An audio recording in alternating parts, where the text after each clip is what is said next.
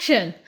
Hi everyone. About a week ago, I sent out an Instagram stories asking if any of you have questions around the process or how I created the work for the 13 Lunar Zodiac. So today I actually want to go through some of them.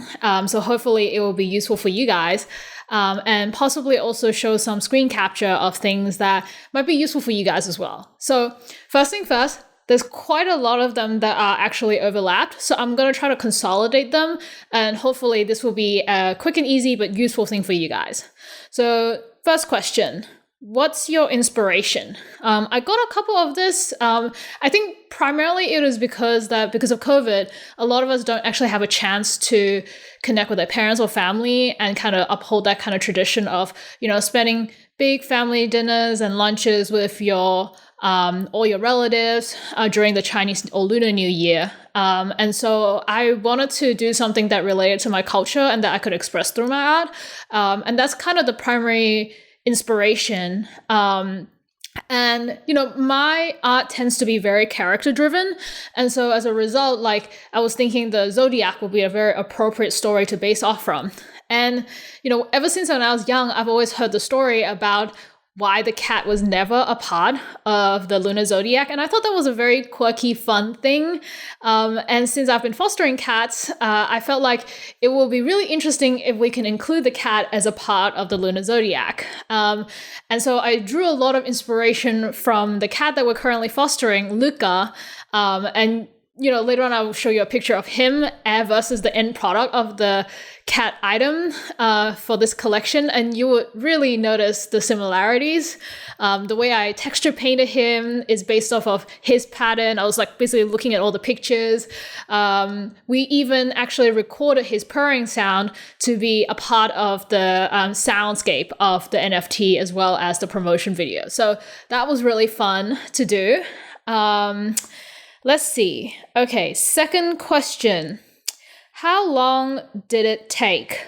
So funny enough, actually, I'll show you my schedule system in terms of how I planned out the whole process. So I think I actually started on the 9th of January, where I was one day I was oh, maybe I could just try this out. We'll make 13 characters and then push it out as an NFT. So at that point in time, I basically have about 3.5 weeks to get that done.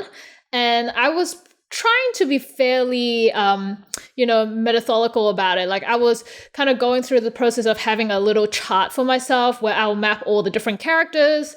I will map all the different stages it will have to go through: modeling, texturing, rigging, animation, doing all the styling and all the frames, and then producing the final work and then minting them. And then I also knew that I wanted to do a bunch of marketing materials associated with it. So I try to give myself some padding about a week beforehand, the launch date, that I will be finishing the characters by then so that I can use them for the marketing materials. I looked at a lot of different kind of ancient as well as modern interpretation of the Lunar New Year. And there was actually a lot of very, very cool photo shoots that people have done that related to the theme of Lunar New Year's.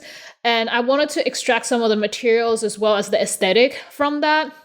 You can see here some of the color tones are very, very, very, very cool. And then as I was kind of developing the look, I was kind of also thinking through, what are some of the graphic elements that would make sense to pair together with the 3D elements. So I was looking at some very cool, kind of more old retro style, Chinese driven kind of graphic design as a part of the process. I was, to be very frank, I was not very disciplined when it comes to actually being my own producer, but I was definitely, I ended up hitting my time target. I basically finished all the characters in 2 weeks, both from all the way from modeling to the animation part. Even though I thought I was done in terms of the animation, there's definitely a lot of back and forth. And I actually spent a lot of time refining how the framing and the look of the NFT would be. So you can see here, I first kind of went through the process of considering them as mini figurines with a little like a carpet drape in their background and then them posing. That was kind of like the initial approach. And then as I was started to explore other ways of displaying the information as well as the characters, I kind of tried this like more like cyberpunk, like Blade Runner aesthetic where the words are circling around the characters. It looks super cool. I might use this for the future sometime. And then eventually I landed on this look, which is where I have the characters of the wishes that's related to the animal in the background, and then adding a couple of different like graphical elements as well, like, you know, the labels and then the all that kind of the years that is related to it, and then the personality. It kind of worked out really well. So that was really cool. Okay, third question. Let's see. This is interesting. It might be somewhat related. This is a question about what is the hardest and the easiest part of making this collection? The hardest part of making this collection, I would say, is actually understanding how NFT works. And it just requires a lot of research to figure out actually the whole process and what I should anticipate. I definitely find marketing is very, very difficult. I don't have a huge following on Twitter, and actually that is the platform that drives a lot of the NFT attentions. I think Instagram is definitely still more designed for artists and creatives, which might not actually be the people who collect stuff. So that's definitely one of the challenging part that I had to work through. I think the easiest part was actually the part that I enjoy the most, which is like actually figuring out the look of the product. So we went through a couple of different process, kind of what I mentioned to you about the figurine, but at the same time, like look at this particular explorations that I did for the cat in terms of the background. I first started off with doing something that is more regal. Like in the Asian culture, oftentimes purple is representative of the royal family. So I was like, oh, maybe we could use like a purple tone. And I started building this kind of holographic iridescent shader for the characters themselves. And then I was kind of playing around with it. I was like, oh, maybe we could apply it to the actual background, or, you know, exploring that kind of look as well. I really actually like this. It looked very dreamy, and maybe I'll use that for some of my work future. But then I thought that it would be nice if it actually ties in with the rest of the characters, since this particular dreamy holographic look is quite different from everything else. So then I actually just decided to invert the color scheme for the cat. So the cat one has a gold background and red text. So it was kind of like a good contrast. This part is probably the most fun and kind of the most in my comfort zone. So it was like just generally like very pleasurable to work on. This one is also an additional question about the process. How did you make your music before or after you animate?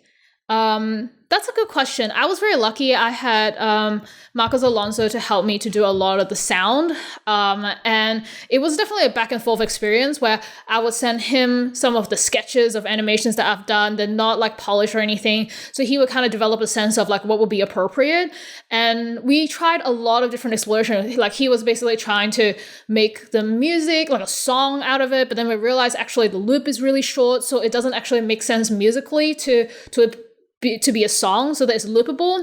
And then we end up exploring a lot of the different traditional Chinese kind of instrument.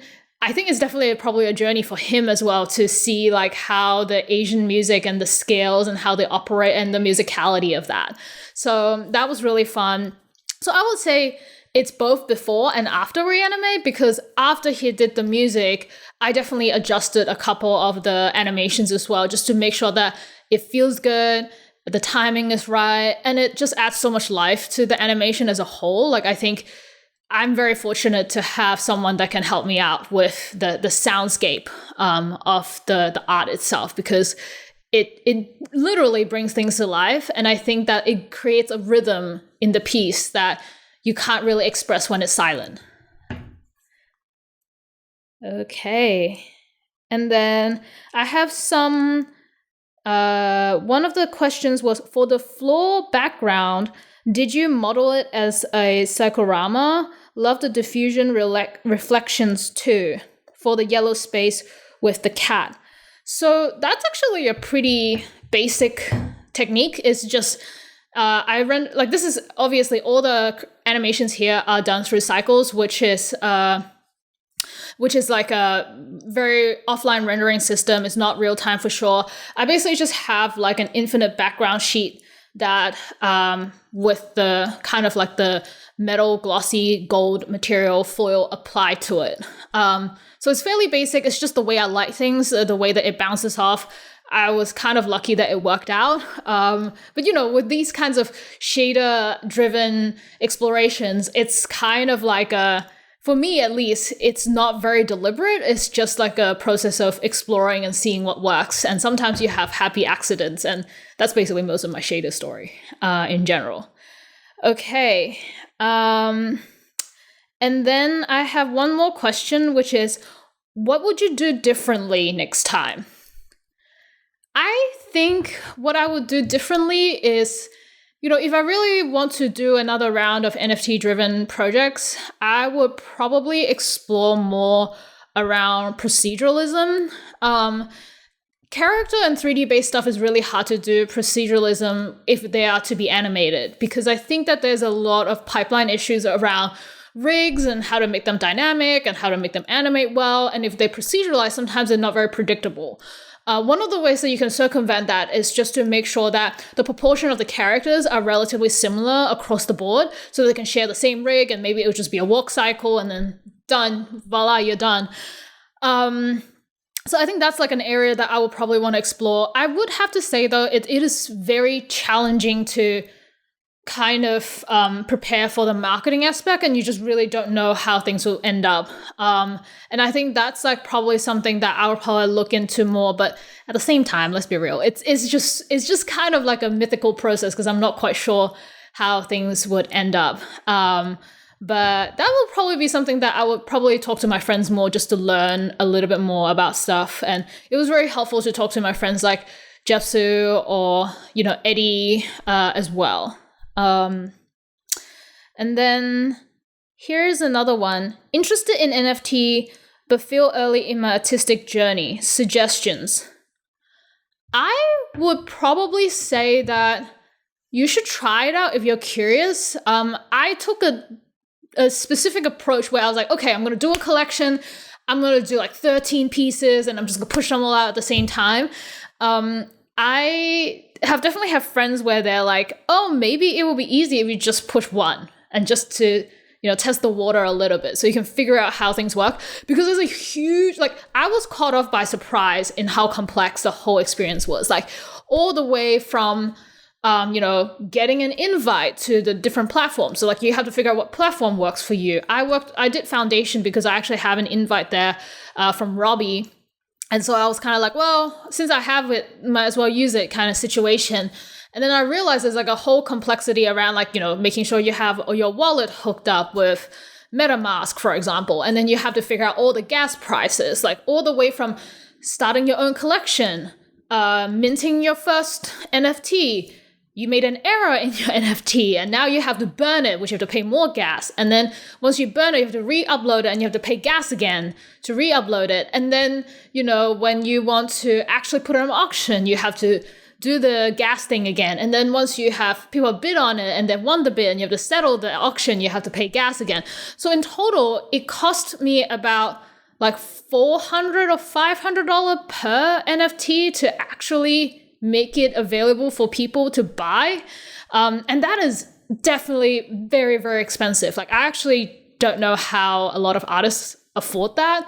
And it might also be in my case, I just get caught up in some other project that was getting ready to launch, and therefore the gas price was just ridiculously high. But that's also another good learning story in the terms of thinking through about how specific you want the launch date to be. And that's something that I learned, because sometimes gases will be cheaper at a different time, and you should be able to better leverage that when you're ready to actually launch it and make it real.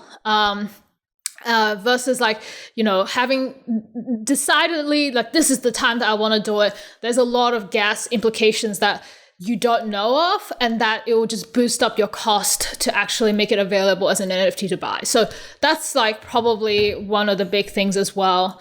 And I think that is pretty much it. All the other ones are pretty much duplicates. There's one from Nikki saying, I have none, but you're cute. Actually, I think the cutest one is actually Luca. 1 second. So this is Luca, and he is the star of our 13th zodiac, the very special guy. His purring sound and his cute looks are going to be forever on the blockchain. But yeah, he's a great one. So thanks so much for your time, guys. And I hope this was useful. If you have any more questions, feel free to let me know. And I'll see you soon. Bye. I think we're done.